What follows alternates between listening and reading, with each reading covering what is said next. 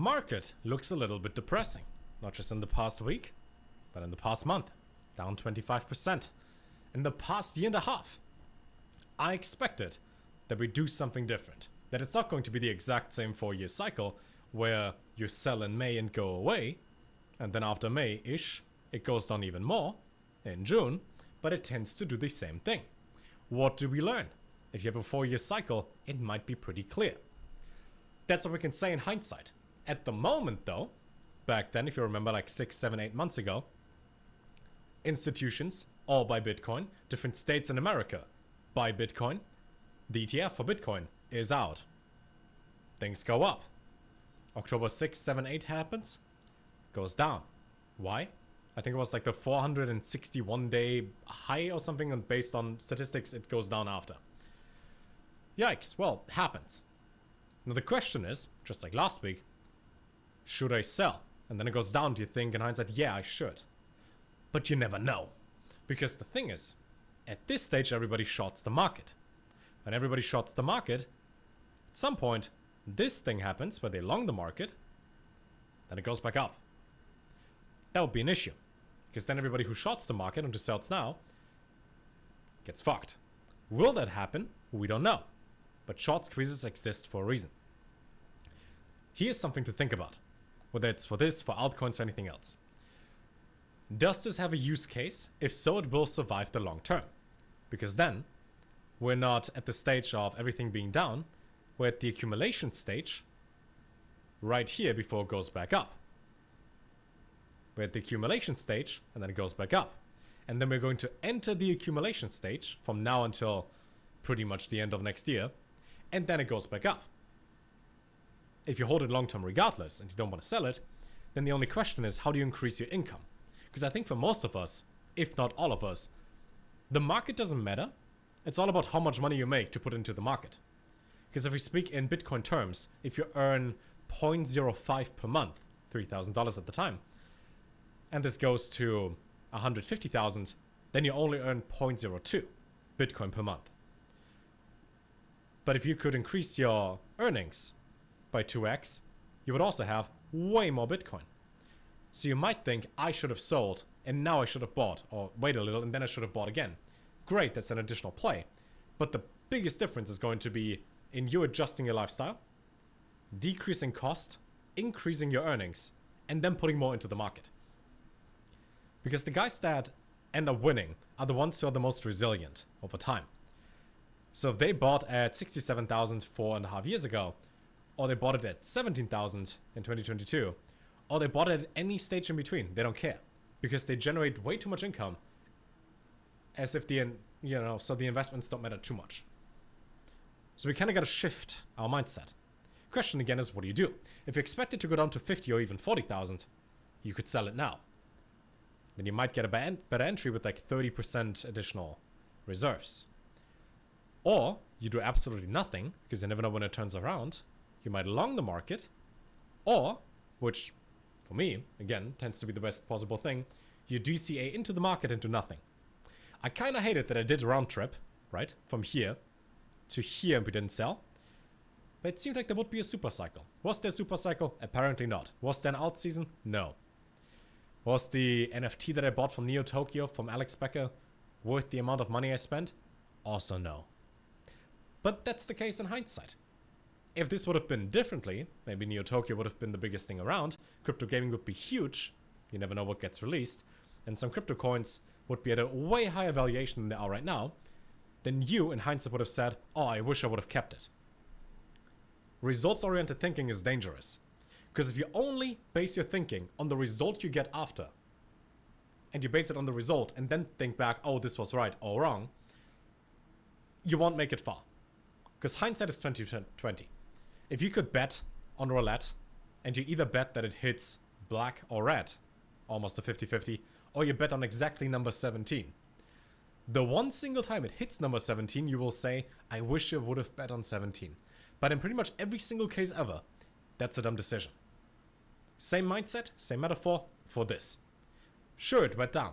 Based on our thinking at the time, it was still the correct choice to keep it. Based on my thinking. You might have thought differently.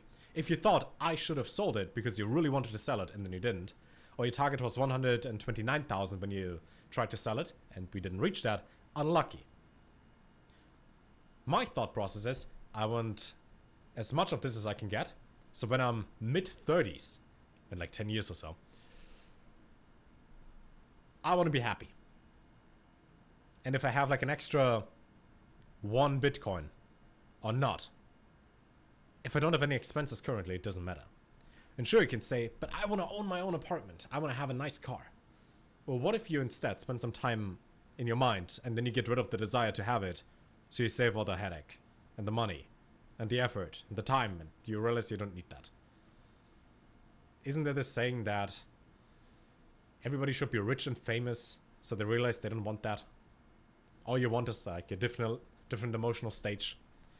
If you wanted to buy the newest iPhone 5 years ago, so like an iPhone 12, you were happy at the time because you got the newest phone. If you can buy the exact same iPhone now, an iPhone 12, factory, new, sealed, are you happy? Probably not. Why? Because it's 5 years old. It's the exact same thing, just at a different moment in time. And you don't care about it anymore. 5 years ago, you wanted to have that. You would have spent $1,200 on that. Maybe up to $2,000 with like 1 terabyte in storage, max settings, all of that. But now you don't give a shit. The same thing will happen for everything else you want in life ever. At least most things. Things that are materials. So if instead we increase earnings, decrease spending, this doesn't affect you. It still fucks with you mentally, not gonna lie. But if you're free and you don't have debt to anything and you can do anything you want, that's worth more than the number. Plus, if this goes to like 150,000, will you sell it? No, because in the moment you think it will go to 200. If it then reaches 250 even, will you sell it because I think it will come back down? Or do you think, well, if I sell it now, I can't afford it later, therefore I should keep it? Ask yourself what your future self is going to think about this in the future when that moment happens. When you, as of now, would like to sell it, you'll be a different person in the future. Would you still sell it then?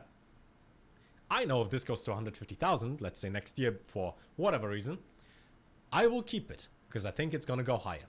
Will I sell it? Not necessarily. Maybe at the stage where I want to exit the system, buy a farm in the middle of nowhere and live off grid and have nothing to do with any financial system.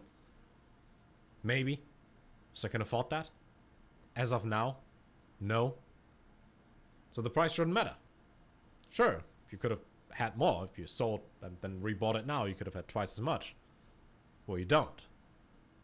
You're still alive. And there's just a number. Imagine this has like the number 5 in front of that. And it's at over 500,000. Amazing. You want to sell it to buy a car? Wow. How about you rent the car and you realize you don't want it? How about you move to a city where you don't need a car? Problem solved. Sometimes, if you make your situation worse, aka different, you rid yourself of the desire. The place I live in, I don't want to drive a car. I would fucking hate that. If you live in a state or a country where you need a car, you probably want the car. If your self-worth is based on the material thing, you probably want the material thing. But that's an inner emotional state you gotta change on you first, because the thing only facilitates what you think you're lacking, which is all in here. Those are my words of wisdom. What do I do in the meantime? I just stack stablecoins, because I think if this one goes back to 70 and above and then it keeps rising, I'm fine. There will always be something else you can buy. If this goes down to like 40k, and we have this exact stage here, then at the end of this year, we can buy again. Happens. Happens. Again, my strategy is always, if you earn money, set aside most of that, I mean like 70 to 90%, depending on how good your month is, and just pay for your future self. I know in the future I'm going to live in an apartment, at least for the next couple years, before I would buy a place. Why don't I just pay my rent up front? I might even get a discount, which I did, of like 23%, which is pretty good. That means for every 4 months I live here, 1 month is free. Next apartment is going to be half the price, and I aim for the same thing. Simple. Ask yourself what you really want. Because I know there's all finance and number and magic internet stuff and buy, sell, whatever. But what do you actually want? Because I realized about my space, this corner is pretty useless. Sure, I have like my dip bars standing there in a shirt. But I pay rent for this space. I don't use that. Why do I lose money every single month paying rent for this space? Lower it. Less space, but more functional. I guess we're just in different stages in life, different mental stages. But what I say is probably going to make sense to you once you bought all the stuff that you wanted to have. Because then you realize you don't want all this shit. You just want more of that, so you feel better. And once you feel better, you want to feel better again. So if you have 1 million, you want 2. If you have 2, you don't have 5. If you don't have 5, ooh, you wish you would have 10. And if you have 10 one day, and you think it's enough, your friend has a really nice boat. You don't. Now you feel bad. Same cycle every single time, just with a different number. Free yourself mentally. And this doesn't affect it too much.